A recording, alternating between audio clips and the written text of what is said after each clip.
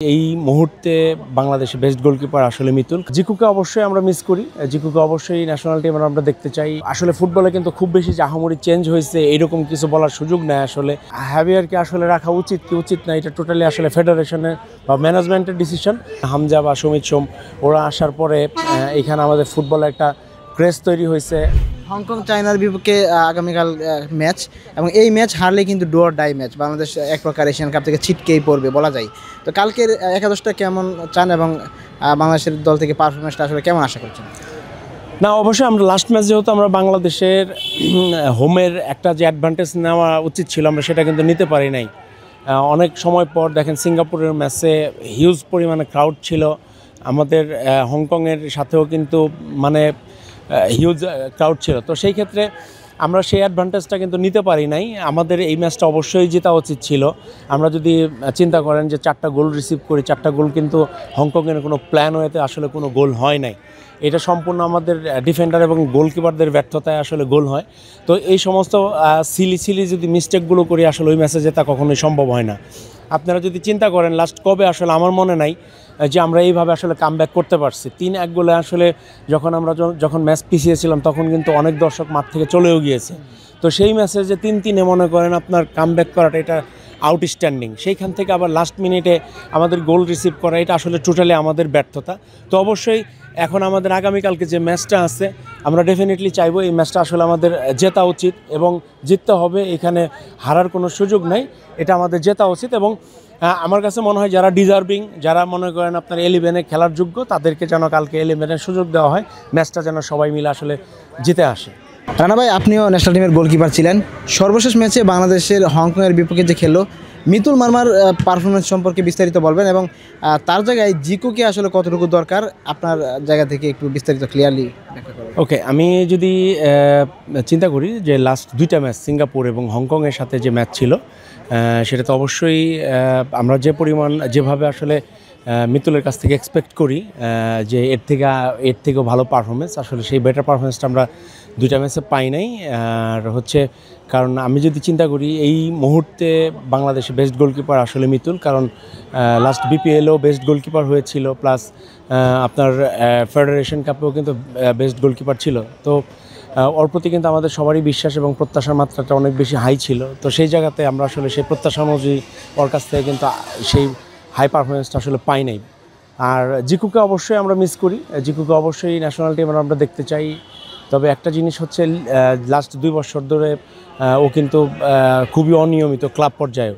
তো আমার মানে এটা পরামর্শও থাকবে জিকুর প্রতি যে ও আসলে এখানে ভালো পরিশ্রম করা দরকার এবং ওর কামব্যাক করা দরকার আসলে ক্লাব লেভেলে, কারণ ওর যোগ্যতা নিয়ে আসলে আমাদের এখানে কোনো সন্দেহ নাই।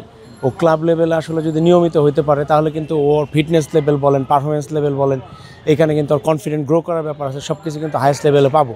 তো অবশ্যই আমরা জিকুকে অবশ্যই মিস করি। আনিসুর রহমান জিকু যখন দল থেকে বাদ পড়েছিলেন কোনো একটা কারণে, তখন উনি দক্ষিণ এশিয়ার সেরা গোলকিপার ছিলেন। তো এই যে তারপরে উনি জাতীয় দলে 3 নম্বর গোলকিপার হয়ে গেছেন, এখানে কোনো সিন্ডিকেট কাজ করে কিনা? আসলে আমি সিন্ডিকেটের ব্যাপারটা আসলে আমি বিভিন্ন সোশ্যাল মিডিয়াতে বা বিভিন্ন নিউজে দেখি। তো আসলে আমি যেহেতু টিমের বাইরে, আমি তো ইন্টারনাল যে বিষয়গুলো আছে সেই বিষয়গুলো আসলে আমি জানি না। তবে যে ঘটনাটাই ঘটেছিল জিকুর 2023 সালে মেবি, তো সেটা অবশ্যই অনাকাঙ্ক্ষিত বা একটা প্লেয়ারের জন্য এটা আসলে আদর্শ না। তো সেইখানে সাসপেন্ডও ছিল। তো আমার কাছে মনে হয়েছে সাসপেন্সও শেষ হওয়ার পরে রিকভারির পর্যাপ্ত পরিমাণে সময় ছিল। তো জিকু তো আসলে লাস্ট আমরা যদি চিন্তা করি 2021 সাল থেকে 2023 সাল পর্যন্ত কিন্তু ও কিন্তু বেশ ভালো অবস্থানে ছিল এবং বাংলাদেশের হায়েস্ট পারফর্মার এবং দক্ষিণ এশিয়ার সেরা গোলকিপার হয়েছিল। তো আমরা কিন্তু জিকুকে বাংলাদেশের সম্পদ হিসেবেই মনে করি। জিকু এখানে কারণ ওর বয়সটাও অনেক কম, ম্যাক্সিমাম হয়তো 25-26 বছর হইতে পারে। তো ওর এখনও কিন্তু অনেক সময় আছে। তো আমরা অবশ্যই চাই যে জিকু আবার ন্যাশনাল টিমে ব্যাক করুক এবং জিকুর কাছ থেকে সর্বোচ্চ পারফরমেন্সটা আমরা আশা করি। এবং ও যদি আসলে এটা যদি লম্বা সময় সার্ভিস দিতে পারে তো এটা অবশ্যই বাংলাদেশ বেনিফিটেড হবে। জিকু সম্প্রতি একজন সাংবাদিকের সাথে কথা বলার সময় তিনি বলেছেন, বাংলাদেশ যখন প্র্যাকটিস করে বা ম্যাচের সময় দর্শকরা জিকু জিকু বলে স্লোগান দেয়, তো কোচ হাভিয়ার কাবরেরা এক প্রকার বিরক্ত হয়ে জিকুকে আর দলে নেন না, এটা জিকুর দাবি।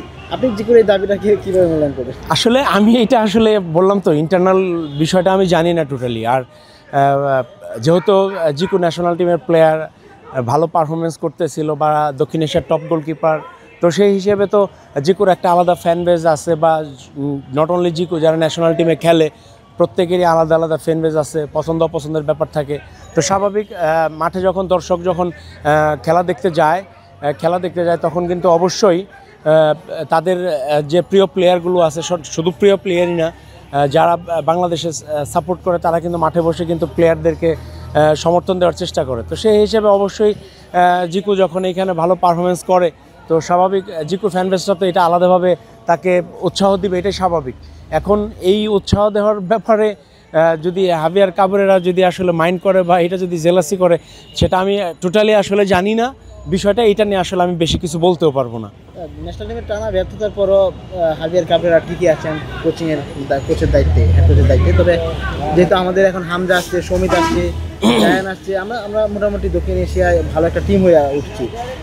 সময় এসেছে কি না হাভিয়ার কাবরেরাকে বদলিয়ে আরও স্ট্যান্ডার্ড মানের কোনো কোচ নিয়ে আসার?